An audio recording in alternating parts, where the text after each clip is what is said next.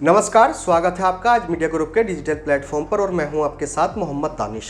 आज की खबर उन लोगों के लिए बहुत ही खास है जिन लोगों का कानूनी ज्ञान कम है या फिर वह लोग जो कोर्ट कचहरी के चक्कर लगाकर थक गए हैं और उनके केस का कोई निस्तारण नहीं हो पा रहा है या यूं कहिए कि उनका मामला सुलझ नहीं पा रहा है।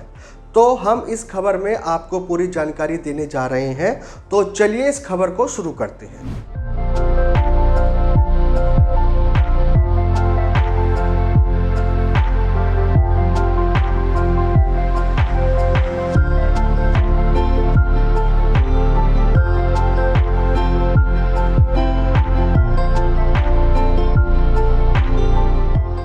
जनपद मुरादाबाद के माननीय जनपद न्यायाधीश एवं जिला विधिक सेवा प्राधिकरण के अध्यक्ष डॉक्टर अजय कुमार के निर्देशन में जिला विधिक सेवा प्राधिकरण के तत्वावधान में मंगलवार को महाराजा हरिश्चंद्र डिग्री कॉलेज मुरादाबाद परिसर में जिला विधिक सेवा प्राधिकरण जागरूकता शिविर में कानूनी जानकारी दी गई तथा जागरूकता शिविर का आयोजन किया गया। इस अवसर पर जिला विधिक सेवा प्राधिकरण मुरादाबाद के सचिव नीतिवान निगम का बुके देकर स्वागत किया गया और इस आयोजन में कॉलेज के अध्यापक गण और अधिक संख्या में छात्र एवं छात्राएं उपस्थित रहे। इस बीच शिविर का संचालन डॉक्टर मनीष भट्ट विभाग अध्यक्ष शिक्षा विभाग द्वारा किया गया। सचिव नीतिवान निगम ने छात्र एवं छात्राओं को जानकारी देते हुए बताया कि विधिक सेवा प्राधिकरण की ओर से जरूरतमंदों को सरल, सस्ता एवं तुरंत न्याय दिलाया जाता है। लोगों को निःशुल्क कानूनी सहायता उपलब्ध कराई जाती है, साथ ही उन्हें उचित हक व अधिकार दिलाया जाता है। इसी क्रम में सचिव नीतिवान निगम ने बताया कि छात्र एवं छात्राओं को इस स्टडी के अलावा समाज में क्या चल रहा है इसकी भी जानकारी होनी चाहिए। साथ ही यह भी पता होना चाहिए कि सरकार ने कौन कौन सी स्कीम बनाई है तथा वर्तमान में कौन कौन सी स्कीम चल रही हैं, इसकी भी जानकारी होनी चाहिए। साथ ही सुप्रीम कोर्ट, हाई कोर्ट और डिस्ट्रिक्ट कोर्ट की तरफ से कौन कौन सी स्कीम चल रही हैं जिनका आम जनता फायदा उठा सकती है, यह जानकारी भी होनी चाहिए।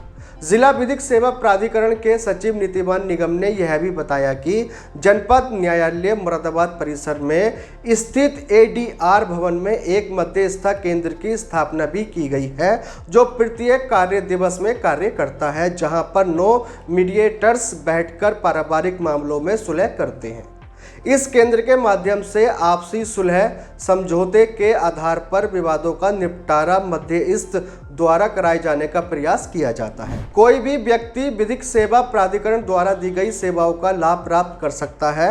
विधिक सेवा प्राधिकरण का मुख्य उद्देश्य असुरक्षित समुदाय को विधिक सहायता प्रदान करना है जिससे कि वह समाज में अपने आप को सुरक्षित महसूस कर सके। साथ ही बताया कि जिला विधिक सेवा प्राधिकरण गरीब, कमजोर तथा पीड़ित वर्ग के लोगों को निःशुल्क विधिक सहायता प्रदान करने के लिए केंद्रीय, राज्य एवं जिला स्तर पर विधिक सेवा प्राधिकरण की स्थापना की गई है। सचिव नीतिवान निगम ने यह भी कहा कि ग्रामीण क्षेत्रों में लोगों को कानूनी जानकारी नहीं मिल पाती। गरीबी के कारण उन्हें न्याय पाने में कई परेशानियों का सामना करना पड़ता है। इसके लिए जिला विधिक सेवा प्राधिकरण उन्हें निःशुल्क न्याय दिलाता है। सचिव नीतिवान निगम ने आयोजन में विधिक सेवा के प्रति छात्र एवं छात्राओं को जागरूक करने की बात कही और यह भी बताया कि आवश्यकता पड़ने पर विधिक सेवा प्राधिकरण के माध्यम से विवाद सुलझाएं। और अब हम आपको जिला विधिक सेवा प्राधिकरण मुरादाबाद के सचिव नीतिवान निगम द्वारा एक बहुत ही महत्वपूर्ण स्पीच आपको सुनवाएंगे जिससे आपको अधिक कानूनी जानकारी प्राप्त होगी। तो चलिए आप भी सुनिएगा सचिव नीतिवान निगम की यह स्पीच।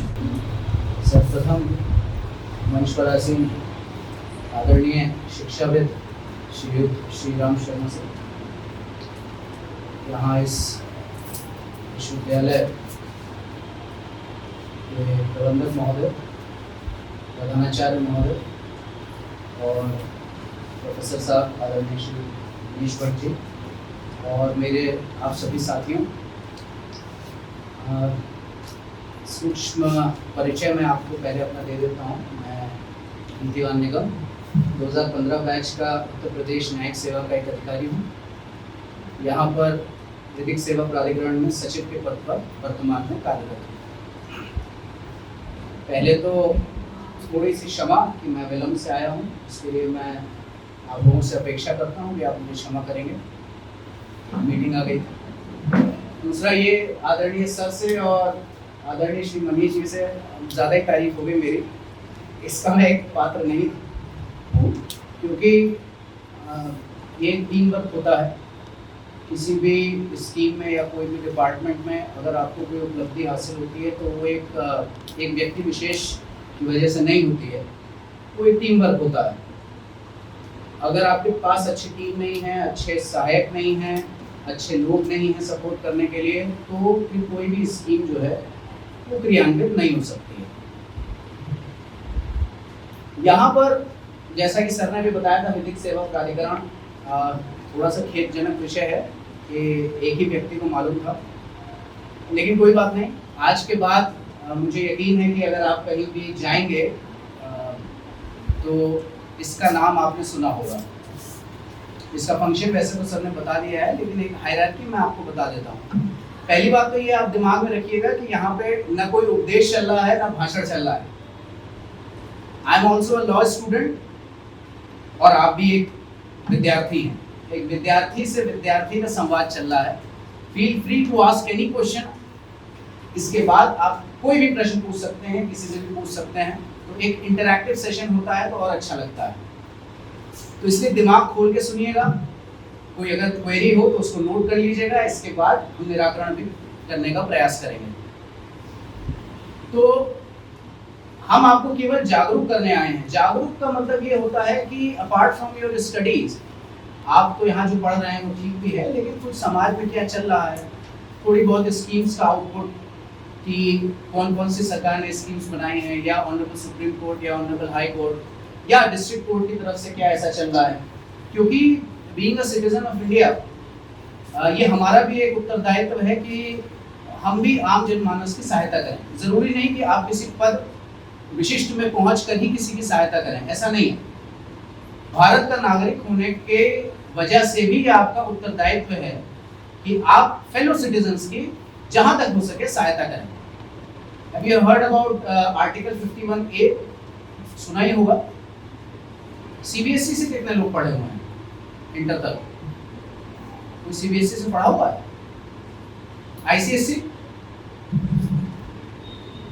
सब यूपी बोर्ड के हैं? कोई बात नहीं।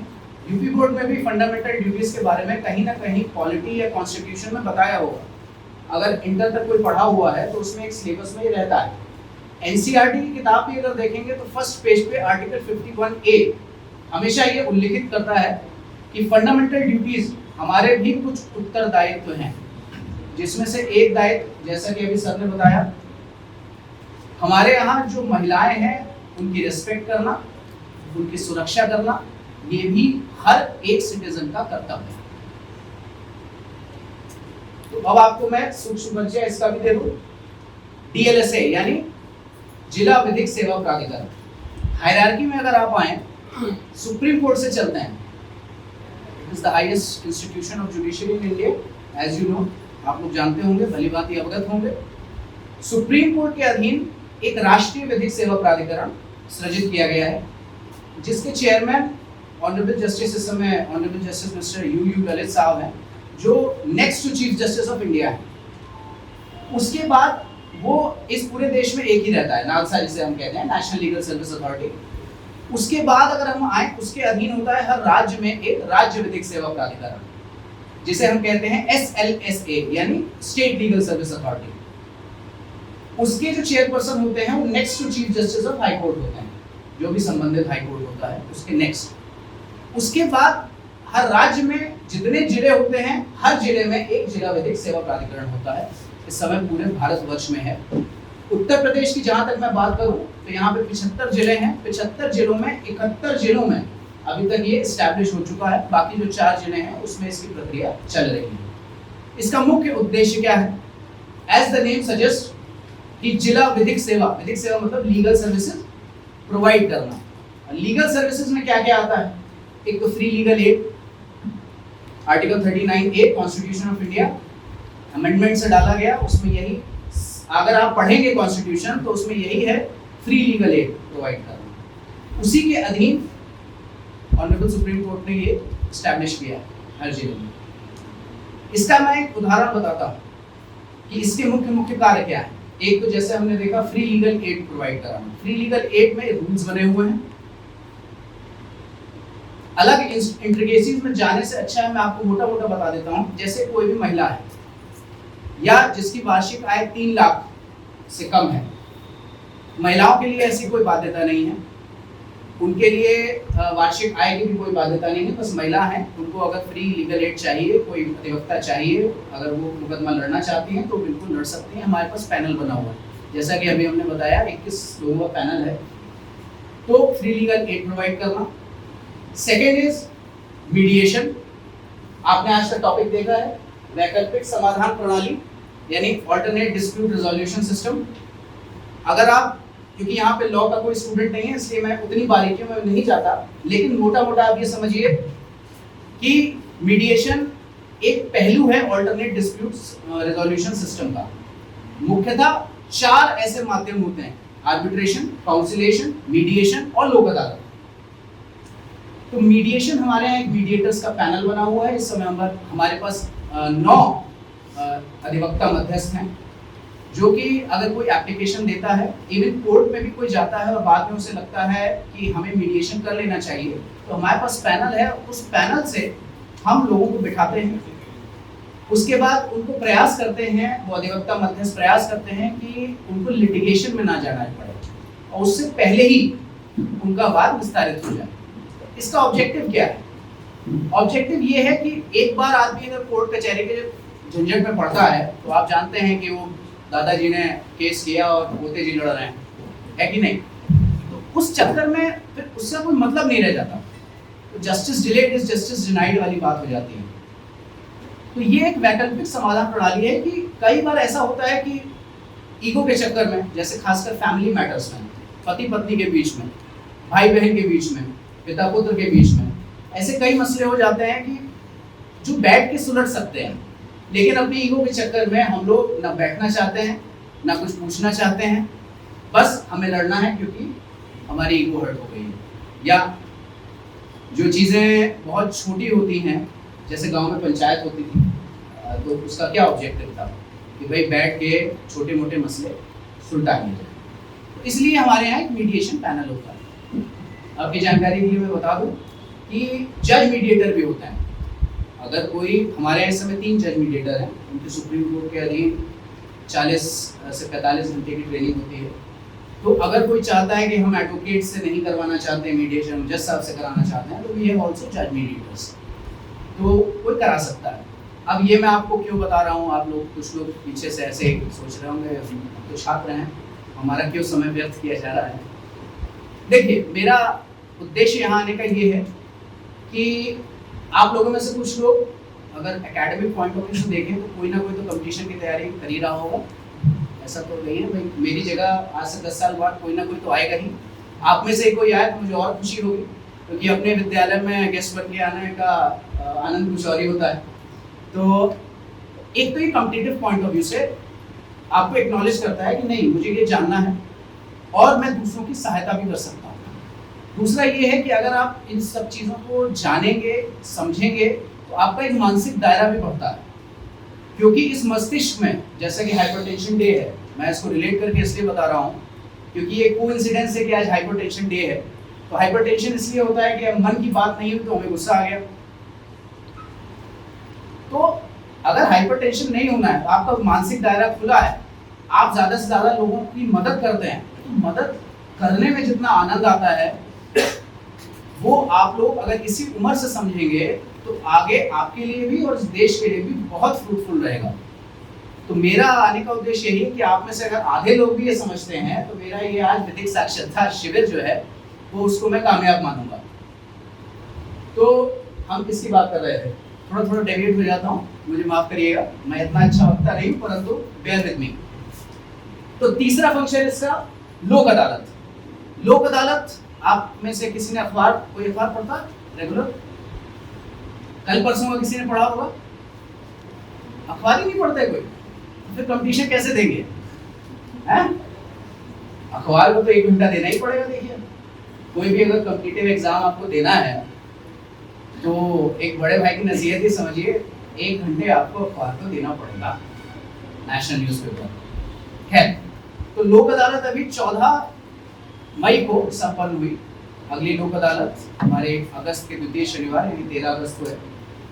तीसरा फंक्शन इसका है कि लोक अदालत कंडक्ट करवाना। लोक अदालत क्या होती है, कोई बताएगा?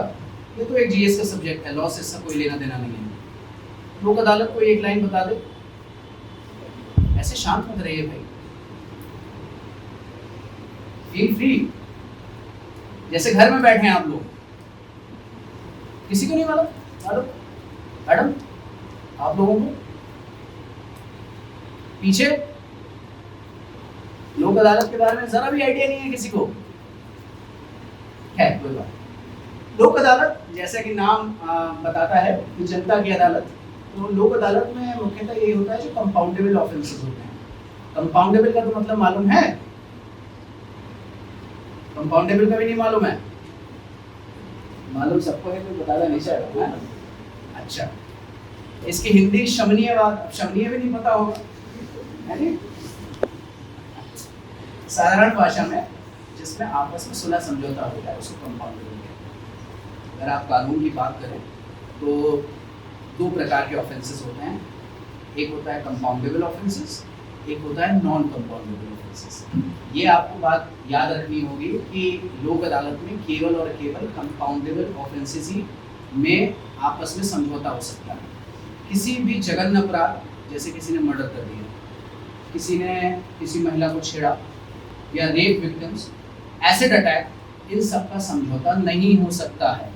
दिमाग में ये ध्यान रखना है। समझौता केवल और केवल उन्हीं अपराधों का हो सकता है या वादों का हो सकता है जो आपस में कंपाउंडेबल हो, यानी जिनका कॉम्प्रोमाइज हो सकता है। ये छोटे मोटे अपराध, जैसे इसका उदाहरण देखें, जैसे मोटर व्हीकल जा रहे हैं, चालान हो गया, छोटा मोटा अपराध है, तो लोक अदालत में निपट सकता है। हमारे पास इसके लिए मोटर दुर्घटना दावा प्राधिकरण यानी MACT उसको कहते हैं।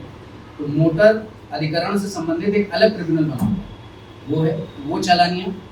किसी का कोई और प्रकार का पुलिस एक्ट में चालानी हो जाती है, वो लोक अदालत में निपट सकती है। किसी का चेक बाउंस हो गया, मान लीजिए 138 नेगोशिएबल इंस्ट्रूमेंट एक्ट। अगर आप कोई डिबेट सुनते होंगे प्राइम टाइम में या किसी भी न्यूज़ चैनल में, खासकर DD न्यूज़, बिना मांगे की राय है, अगर न्यूज़ सुनना हो तो DD न्यूज़ ही फॉलो करिएगा। इसके लिए मुझे कोई पैसा नहीं मिला हुआ है, क्योंकि कंपटीशन के दौरान मैंने भी DD न्यूज़ ही फॉलो किया था। तो DD न्यूज़ में अगर आप कभी देखें तो 138 नेगोशिएबल इंस्ट्रूमेंट एक्ट के बारे में आपने सुना होगा। चेक बाउंस हो जाता है, यानी आपने मान लीजिए फर्ज कीजिए 10,000 रुपये का चेक काटा, आपने किसी को दिया, लेकिन वो आपके खाते में 10,000 रुपये है नहीं, तो चेक बाउंस हो जाएगा। चेक बाउंस तो सुना होगा? चलिए, कुछ तो सुना है, बहुत अच्छा है, सुनना अच्छी बात है। तो चेक बाउंस के मुकदमे कि अगर उसमें कोई पेनल्टी लग जाती है आपके ऊपर और ये कोई अपराध भी हो गया है, तो उससे संबंधित वाद भी लोक अदालत में निपटाए जाते हैं। जितने भी पेटी ऑफेंसेस हैं, आपकी जानकारी के लिए मैं बता दूं, सेक्शन 320 CRPC उसमें एक पूरी लिस्ट बनी हुई है, कभी भी इंटरनेट पे मौका मिले तो देखिएगा। उसमें कंपाउंडेबल ऑफेंसेस की लिस्ट बनी हुई है। उसमें जितने वाद हैं वो भी निपट सकते हैं समझौते से, ठीक है। और एक समझौता क्या है, पति पत्नी के बीच की लड़ाइयाँ, ये तो हर घर में ही होता होगा। किसी ने अपने भैया भाभी को देखा होगा, माता पिता को देखा होगा, खाना नहीं मिला तो उसमें लड़ाई, तुम ज़्यादा सो गई तो उसमें लड़ाई, होता ही।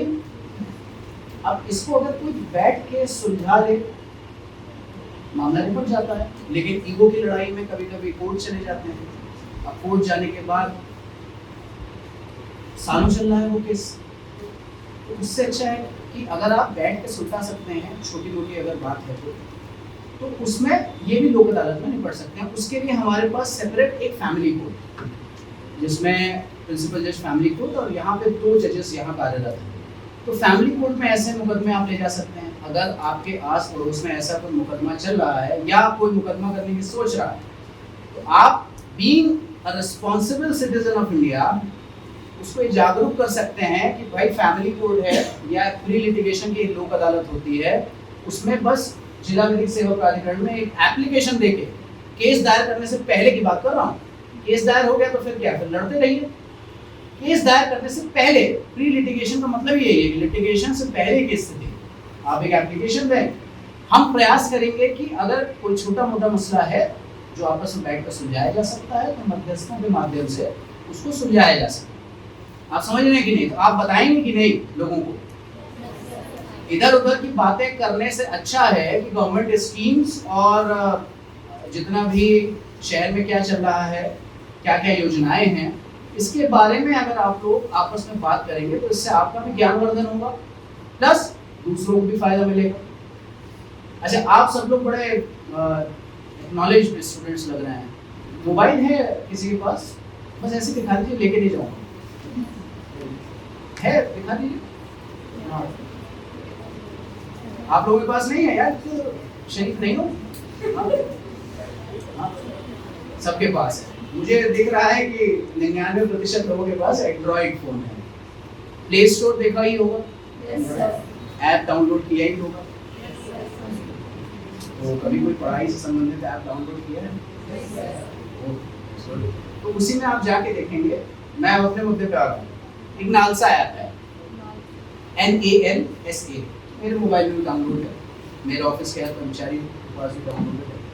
एक नालसा ऐप है, वो honourable chief justice of India ने अगस्त 2021 में इसका इनॉग्रेशन किया था और ये प्ले स्टोर पर उपलब्ध है।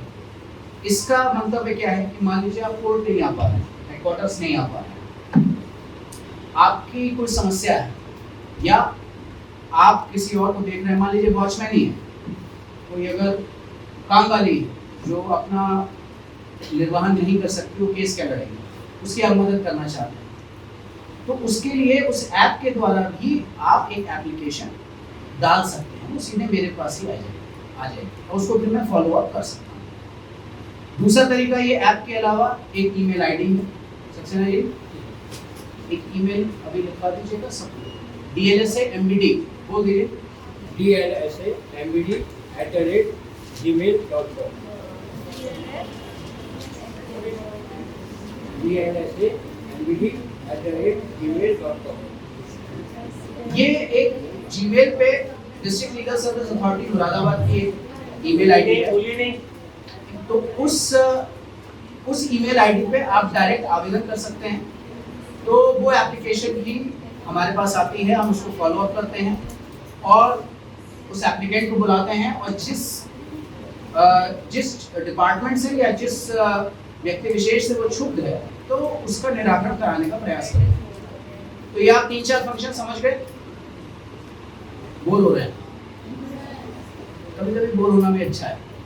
आई कांट हेल्प, ये ऐसा सब्जेक्ट है तो you should bear with me.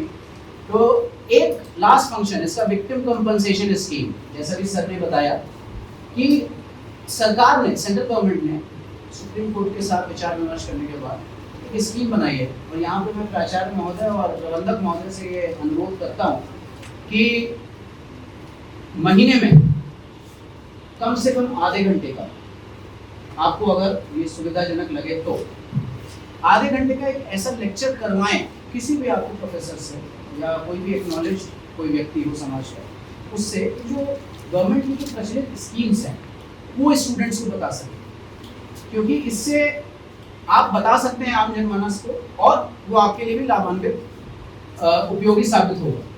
तो ये अगर आप लोग कर सकें apart from your course curriculum तो ये बहुत लाभदायक रहेगा। तो इसके लिए बस हम यही कह रहे हैं कि ये जो स्कीम्स हैं इसकी जानकारी रखिए और विक्टिम कंपनसेशन स्कीम को जरूर कभी पढ़िएगा, उत्तर प्रदेश शासन की वेबसाइट पे उपलब्ध है। तो उसमें क्या रहता है कि अगर कोई पॉक्सो का विक्टिम है, 376 यानी रेप विक्टिम है, एसिड अटैक विक्टिम है, तो सरकार ने उसकी पूरी टेबल बना रखी है कि अगर कोई पुरुष, अब देखिए एसिड अटैक का तो पुरुष भी एक विक्टिम हो सकता है, महिला भी हो सकती है, तो ये जेंडर न्यूट्रल है जो उत्तर प्रदेश की स्कीम है। तो उसमें अगर कोई ऐसा व्यक्ति विशेष होता है तो उसको कंपनसेशन यानी interim compensatory relief, financial relief सरकार ने देने का प्रावधान किया है, जो कि वो भी DLSA से ही प्राप्त होती है। तो ये भी आपको जानकारी रखना पड़ेगा कि अगर आप ऐसा किसी व्यक्ति को देखते हैं और आपको लगता है कि उसको क्षतिपूर्ति यानी इंटरिम फाइनेंशियल असिस्टेंस मिलनी चाहिए, तो आप इस पर आवेदन, उसको ये राय दे सकते हैं कि भाई आप DLSA चले जाइए, वहाँ आवेदन कर लीजिए। तो जैसा कि सर ने बताया था कि कमेटी वहाँ बनी हुई है, अगर वो पात्र होता है तो उसको बिल्कुल उसके खाते में पैसा स्थानांतरित किया जाएगा। ठीक है, तो अंत में इसी अपेक्षा के साथ और इसी क्या कहें इसको कि प्ले स्टोर का सदुपयोग, मोबाइल का सदुपयोग करें और आम जनमानस को आप भी जागरूक करने का एक प्रयास करें।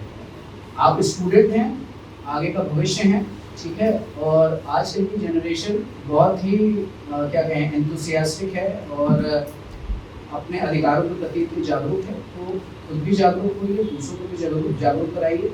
और एक बात हमेशा ध्यान रखिए कि हर अधिकार के साथ आपका कर्तव्य भी जुड़ा है। केवल और केवल अधिकारों के प्रति जागरूक होना ही हमारी मंशा नहीं है, अपने कर्तव्यों के प्रति भी जागरूक होइए और दूसरों को जागरूक करिए। स्वतंत्रता और स्वच्छंदता, दो शब्द आपने सुने होंगे, बताएंगे मैडम दोनों का मतलब? वैसे बहुत अच्छा तो हमारे मुकेश सर बताएंगे, लेकिन स्वतंत्र आज़ाद होना और स्वच्छंद यानी मन से जैसे आज़ाद होना। स्वच्छंद is a type of negative words, जहाँ तक नेगेटिव में जाता है, जब मतलब अति होती है ना, तो हर चीज़ की अति बड़ी बुरी है, जहाँ तक मैं समझ पाया हूँ। तो स्वतंत्र होना अच्छी बात है, लेकिन मेरी स्वतंत्रता वहीं तक है जहाँ तक दूसरे की स्वतंत्रता बाधित ना हो। ये हमेशा दिमाग में रखना है। अधिकारों का प्रयोग करना है, दुरुपयोग नहीं करना है। अपने लिए भी सदुपयोग करना है, दूसरों के लिए भी सदुपयोग करना है। तो इसी बात को ध्यान में रखते हुए अब मैं आपका ज़्यादा समय नहीं लूँगा। बहुत बहुत धन्यवाद, मुझे बहुत पेशेंस से सुनने के लिए बहुत बहुत धन्यवाद।